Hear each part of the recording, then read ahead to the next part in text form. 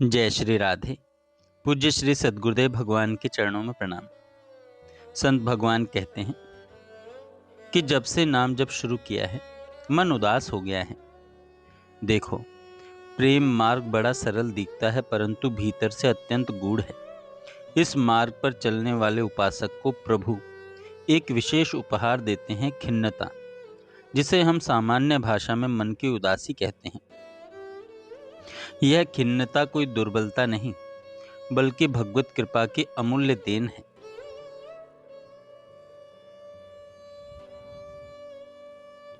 जो साधक प्रेम मार्ग पर चलता है उसके जीवन में बिना मांगे ही खिन्नता आती है। यह कैसी खिन्नता है? मन व्याकुल हो उठता है, किसी चीज में मन नहीं लगता, भजन करते करते मन रो पड़े, भीतर कहीं एक आग सी धधकती है। यह खिन्नता साधारण नहीं है। यह भगवान अपने मिलन की व्याकुलता देने के लिए भक्त के हृदय में उत्पन्न करते हैं। जो संसार के विषयों को भोगकर तृप्त होने का भ्रम पाल लेता है वह खिन्नता को दबा देता है, परंतु प्रेम मार्ग का साधक विषय सुख में टिक ही नहीं सकता। उसकी खिन्नता विषय सुख को स्वीकार ही नहीं करती। सादे शब्दों में, क्योंकि वह ऊंचे स्तर की भूख है। भक्त की खिन्नता क्यों किसी भी सांसारिक सुख को स्वीकार नहीं करती? सीधे सादे शब्दों में, क्योंकि वह ऊंचे स्तर की भूख है। संसार के विषय उसे तृप्त नहीं कर पाते। भगवत सुख भी बाह्य रूप में आए तो भी मन कहता है मुझे यह नहीं चाहिए, मुझे तो सिर्फ अपने इष्ट का आनंद चाहिए। यह अद्भुत अवस्था केवल उसी को प्राप्त होती है जो प्रेम पथ का सच्चा पथिक है। भूरी सखी का उदाहरण आता है, अत्यंत निष्ठा और व्याकुलता का दर्शन। शास्त्रों में भूरी सखी का उदाहरण दिया गया है, जिनकी निष्ठा प्रेम और व्याकुलता प्रेमो उपासना का शिखर है। दिन रात यमुना तट पर बैठकर लाडली जी को पुकारना, आंसुओं से भीगी हुई वाणी, मिलन की व्याकुलता, अनन्य समर्पण। राधा वल्लभ जी स्वयं अपने सेवकों से कहकर उनके लिए प्रसाद भेजते, और भूरी सखी क्या करती है?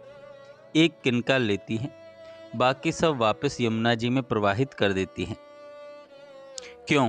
क्योंकि उनका मन प्रसाद में नहीं, प्रसाद देने वाली में है। उन्हें बाहरी वस्तुएं नहीं चाहिए, उन्हें तो लाडली जी का मिलन चाहिए। प्रेम मार्ग की तरंग, तुमने आज लो बात न पूछी। जब लाडली जी प्रसाद भेजती, भूरी सखी भाव तरंग में कह उठती, तुमने आज लो बात न पूछी, को द्वारे चिल्लात न पूछी, जीवन बीत्यो गोद पसारे, कहा लोभ ललचात न पूछी। लाडली, आपने आज तक मेरी पुकार नहीं पूछी, कौन द्वार पर रो रहा है यह भी नहीं पूछा। मैं जीवन भर आपकी गोद को ताके बैठी रही, पर आपने मेरी ढांढस न बंधाई। यह रोष नहीं, प्रेम की सूक्ष्म तरंग है। प्रेम की सूक्ष्म तरंग है। खिन्नता का वास्तविक स्वरूप, इसे विषय विलास से नष्ट न करें। यहाँ अधिकांश साधक गलती करते हैं। हमें जब मन में उदासी, खिन्नता, अशांति होती है, हम घूमने निकल जाते हैं, खाने पीने में ध्यान भटकाते हैं, हंसी मजाक, मोबाइल, मनोरंजन में डूब जाते हैं, और यह अमूल्य खिन्नता जो प्रभु कृपा से आई थी नष्ट हो जाती है। सच्चा मार्ग क्या है? उस खिन्नता का सम्मान करना, उसमें एकांत में बैठकर प्रभु के लिए रोना, और केवल प्रियालाल से कहना, लाडली जी मन बेचैन है, आप मिल जाओ। यही खिन्नता भगवान का उपहार है, यही मिलन का प्रारंभ है। खिन्नता भगवद स्मृति का द्वार है। जब तक मन में यह खिन्नता नहीं उठती तब तक मन संसार में उलझा रहता है, और जब यह खिन्नता उठ जाती है तो भगवान से दूरी रह ही नहीं सकती।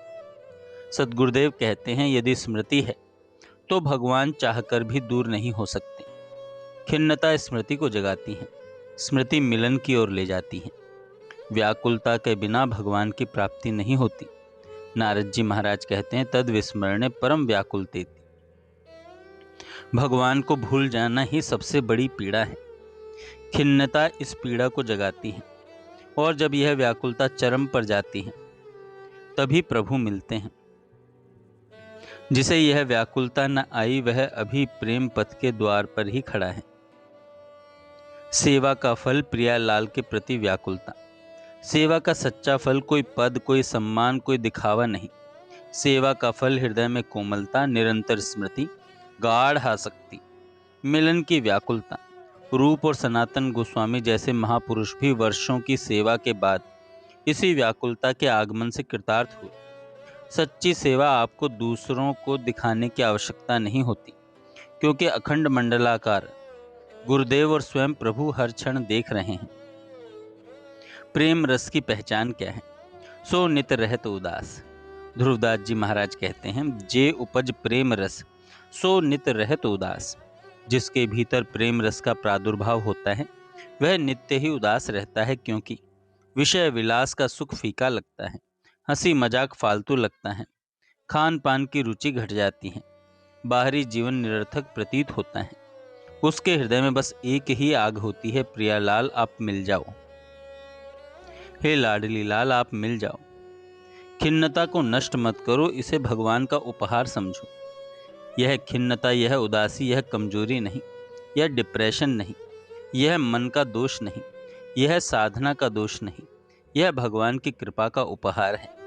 जितना इसे संभाल कर रखोगे उतना स्मृति गाढ़ होगी, भजन मधुर होगा, हृदय कोमल होगा, मिलन की प्यास तीव्र होगी और अंततः भगवान का अनुभव होगा। जय श्री राधे।